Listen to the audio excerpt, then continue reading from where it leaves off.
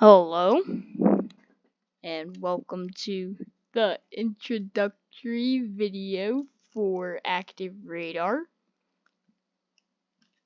This is my introductory video for my new channel,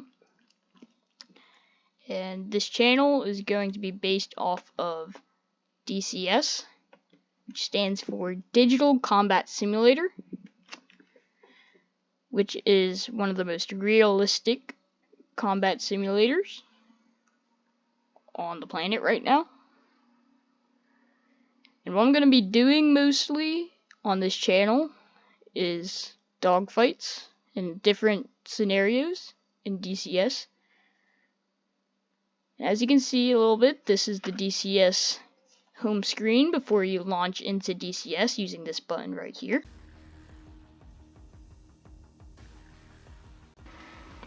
Okay, so here is the Digital Combat Simulator home screen. Here I have my AH-64 Apache up. Down here, you have your own aircraft, and you can switch it off to say I want to switch it off to the F-14B Tomcat wallpaper. I can set it just like this, and it will show up right here on my home screen. Pretty cool. Then over here, we have all of our tools we can use. We have instant action. When you go into this, it'll give you all of your available aircraft that you can fly. Say I want to fly in the A-10. It will give me different options that are pre-made in DCS so you can fly with these simple missions. You have this create fast mission button, which is where you go in and you kind of create your own mission, and it randomizes kind of how, like the scenario. We have mission. Over here it gives you some mission options for each available aircraft for you to fly. For example, an A-10 cold start, which is where everything is down, and you need to start it all up, and you're on the ground.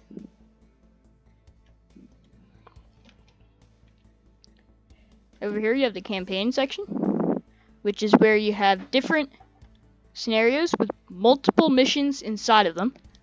You can play those, or fly them, I should say. Different options for all of your available aircraft.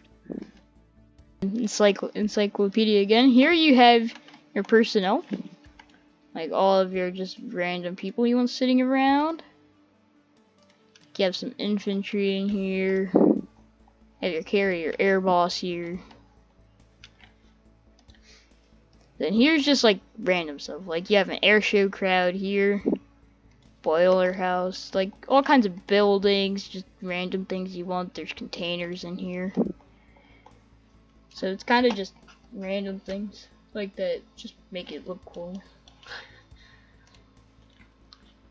Down here you have training. So this is all practice missions. For example, if I were to pull up the A-10 again, oh, doesn't have any.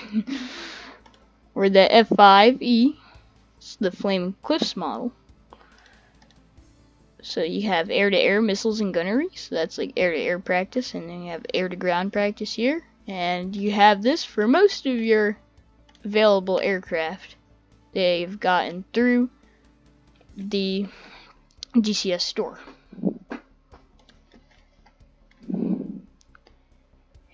Here you have replay, so you can go through all of the missions that you have saved in a replay. I have a ton of them.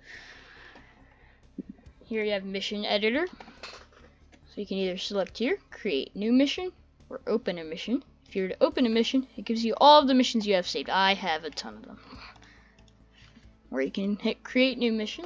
When you're in the create the new mission, you have your option to make it how long ago it was or modern. So for example, there's the Cold War, and it changes all of the teams up a little bit.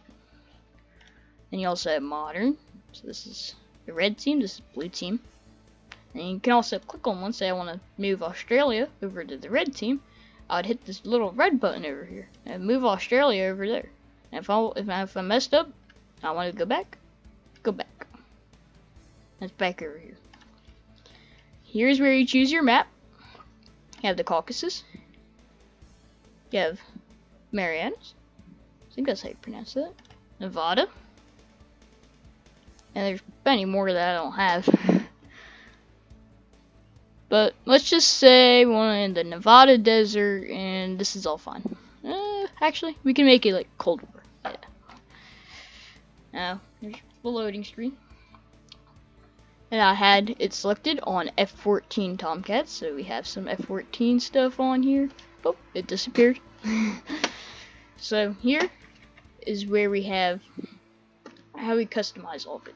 So this is the create new mission button. This is the open file button. This is the save mission file.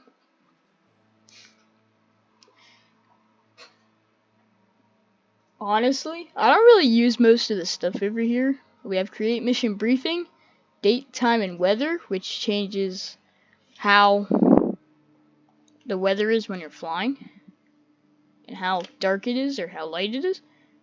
Create mission briefing is how it gives you a little quick little text that pops up before you fly the mission, and it tells you what to do in your mission.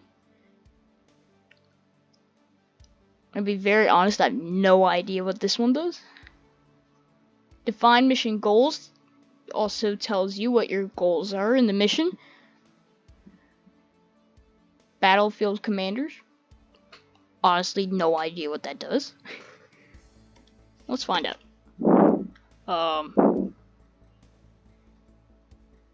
No idea what that means. We have set mission options, so it kind of tells you, it kind of sets rules and stuff for the mission. Here we have changing coalitions, so you can swap them out during the mission. Well, not during it, like while you're building it. Over here you have your option to fly the mission, where you can also come up here, click on flight, there's fly mission up here. Here is how you add an aircraft, or if you're on a computer, A would be how you also add an aircraft. Here is how you add a helicopter, or H if you're on a computer. Here is how you put a ship in, naval vehicle, or S if you're on a computer. You can always click these on the sides as well. And then U if you're on a computer for ground units. Say I want to put like a little tank in here. Let's say I want to put in a little Sherman tank. I'll go over all that later. Here you have create and modify templates. So here you have all these little things over here. So what these do is, say you want to put a surface-to-air missile battery in here. So you take it, use your surface-to-air missiles, and it makes a little group of them right here. So you have all your radars you need, all your little things that you need for all the missiles to work, all your things that actually fire off the missiles. Kind of need those. So it gives you everything you need all in one, or like you can have a Patriot site over there, kind of like that. If you don't really feel like building it all out, so that way it just works automatically. Over here you have static objects. So what these do, you can also push O on the computer. So what these do is, these don't do anything. They kind of just sit around. For example, the plane section. I'll just put it in. It kind of just sits there just to look cool. Over here, you can also make it so it's destroyed when it starts. You can change the heading on it so that way you can move it anywhere you want. You can make it hidden so it disappears. That's about it there. Well, you can make it anything you want. Airfield, decking, equipment, all the way down to warehouses. Over here you have initial point object. No idea what that does. Bullseye location. I've always seen these. So out here, there's like a bullseye right over top of Area 51. I've never known what this did. I could always move it around. No idea what it does though. I'm gonna stick it back where it was. Okay,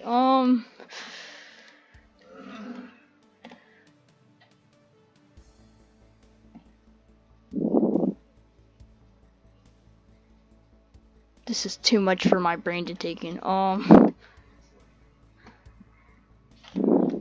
Then down here, we have trigger zone. I'm guessing what a trigger is. That was back up here. Set rules for trigger. I guess these set so when a vehicle passes a certain point, it changes something with the mission. That's my guess. I don't know for sure, so don't get mad at me if I'm wrong. Here we have our unit list, so everything that we put in shows up down here. Here is how you remove stuff. So what you would do is, where I put this stuff, here it is. If I were to come over here, I would select something, or say I want to select this little warehouse I stuck in. Here's this little X, which means remove, group, or object. You can hit the X, and it'll disappear. Or for another example, if say I wanted to remove this entire thing, I would come over here, I could drag select it, and then boop, remove it all. Now it's all gone. Or I think with these groups, you might be able to just select one of them, since it's all a group. Delete the whole thing, yeah. But say I had like a ton of things just put around. I can't just like delete all of them at a time. I have to come over here in the drag selector if I want to do this more efficiently. And I just hit the X like that. And it's all gone. Down here, we have our options. So this shows you what's on the map. So say I want to take something out like airfields. All the airfields are gone on the map now. They're just gone. But we want those there. Draw. I guess you just... yeah, you kind of just... for like the map, I guess you just draw these out. Kind of like as... whatever you want to use them as. Honestly, I don't think they have any use when you're actually flying. I think they're just for, like, the map. Well, not the actual map, but, like, the map. If you get what I mean. But I'm pretty sure you can just drag select this. So maybe you can't. Are we to delete it? Is there an eraser? Eraser. I don't think there's an eraser. I think it'll just stay here forever. Oh, that got rid of it. Okay, there we go. Here is how you figure out how long the distance is between something. Like, say this is 65 nautical miles right here, or actually, that's probably closer to 65 nautical miles. You can kind of just move that around to try to figure out how far away something is from something. Like, say, I want to know how far Area 51 is from this little airfield down here. I would take this measuring tool, come from, I guess let's say the end of this runway right here. Oh, I lost it. Let's try that again. Take that. Oh, I lost you again. What is happening today? Okay. Take it from the end of this runway right all the way down there. And that is about 38 nautical miles. Well, closer to 30. Probably around, yeah, 38 nautical miles. So that's about it in here. No, we don't want to save this. We didn't really make much in there. But you can make all kinds of cool things in here. You can make dog fights. That's what I usually do. Like, I have a ton of dog fights.